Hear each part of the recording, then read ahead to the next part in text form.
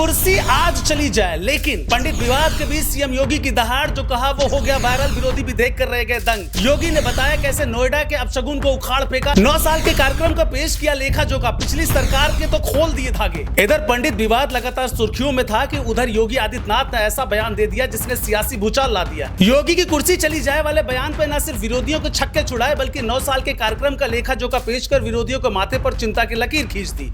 सिर्फ यही नहीं, पिछले कई दिनों से चल रहे जातिवाद को लेकर सीएम योगी ने कई बड़ी बातें कही हैं, जिसके बारे में आपको सब कुछ इस वीडियो में बताते हैं। दरअसल 9 साल के कार्यक्रम का लेखा जोखा पेश करते हुए सीएम योगी ने साफ कर दिया कि उनका फोकस सिर्फ कुर्सी नहीं है बल्कि विकास है, और यही वजह है कि अब ये बयान तेजी से वायरल हो रहा है और हर तरफ इसकी चर्चा हो रही। सिर्फ यही नहीं, सीएम योगी ने अपने 9 साल पूरे होने पर विपक्ष के उस पुराने अंधविश्वास पर सीधा हमला बोला जो नोएडा को लेकर बनाया गया था। उन्होंने कहा कि पहले के मुख्यमंत्री नोएडा जाने से डरते थे क्योंकि उन्हें लगता था कि वहां जाने से उनकी कुर्सी चली जाएगी, लेकिन जब उन्हें जिम्मेदारी मिली तो उन्होंने साफ कहा कि अगर कुर्सी चली भी जाए लेकिन उत्तर प्रदेश का विकास होगा तो वो जरूर नोएडा जाएंगे। और यही फैसला आज उत्तर प्रदेश की तस्वीर बदलने का सबसे बड़ा टर्निंग पॉइंट साबित हुआ है। योगी ने कहा कि अगर उस वक्त वो डर जाते तो आज नोएडा और ग्रेटर नोएडा देश के विकास का इतना बड़ा केंद्र नहीं बन पाता। उन्होंने दावा किया कि आज देश के 55% मोबाइल फोन और 60% इलेक्ट्रॉनिक कंपोनेंट का निर्माण उत्तर प्रदेश में हो रहा है। यानी जिस जगह को अपशगुन बताया गया था वही आज विकास का सबसे बड़ा इंजन बन चुकी है।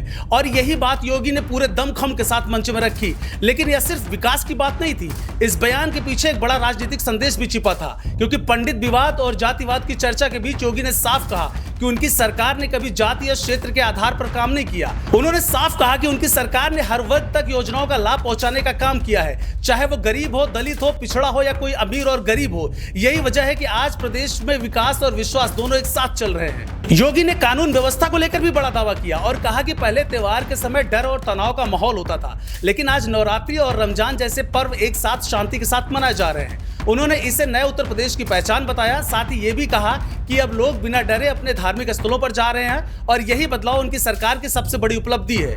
वहीं दूसरी तरफ उन्होंने कई बड़ी योजनाओं का भी जिक्र किया। उन्होंने बताया कि प्रदेश में 1 करोड़ से ज्यादा परिवारों को पेंशन मिल रही है और जल्द ही इसमें भी बढ़ोतरी की जाएगी। बेटियों के लिए स्कूटी योजना, युवाओं के लिए टैबलेट वितरण और संस्कृत छात्रों के लिए नई योजनाएं जैसे कई फैसले आने वाले हैं। उन्होंने ये भी कहा कि जेवर एयरपोर्ट और गंगा एक्सप्रेसवे जैसे प्रोजेक्ट प्रदेश की अर्थव्यवस्था को नई ऊंचाई पर ले जाने का भी काम कर रहे हैं। अब इस पूरे बयान के बाद सियासत और गर्मा गई है। विपक्ष जहां इस पर सवाल उठा रहा है, वही समर्थक इसे योगी की मजबूत नेतृत्व क्षमता का उदाहरण बता रहे हैं। खास बात यह है कि पंडित विवाद के बीच आया यह बयान सीधे तौर पर एक बड़ा संदेश देता है कि योगी अपनी राजनीति को विकास और निर्णय लेने की ताकत को साथ जोड़कर आगे बढ़ा रहे हैं। फिलहाल इतना तय है कि योगी का यह बयान सिर्फ एक भाषण नहीं बल्कि एक बड़ा सियासी संकेत है, जिसमें उन्होंने साफ कर दिया कि अगर फैसला सही है तो उसे लेने में डरने की जरूरत नहीं है, चाहे उसकी कीमत जो भी हो। अब देखना यह होगा कि इस बयान का असर आने वाले दिनों में सियासत पर कितना पड़ता है। लेकिन इतना जरूर है कि कुर्सी चली जाए लेकिन वाला ये बयान लंबे समय तक चर्चा में रहने वाला है। देश दुनिया की हर बड़ी सटीक और भरोसेमंद खबर देखने के लिए अभी विजिट करें हमारे वेबसाइट